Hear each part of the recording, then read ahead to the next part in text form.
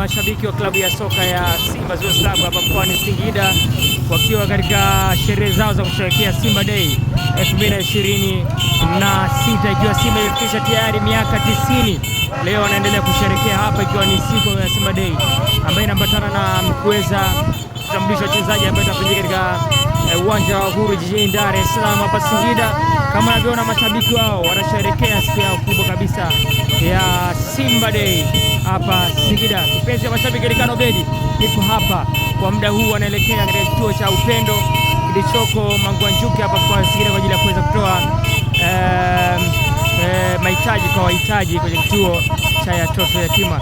East Africa Radio, East Africa TV tutakuwa nakupa kile ambacho kinaendelea hapa mkoa wa Singida kwenye jambo hili la wekundu wa Msimbazi Simba.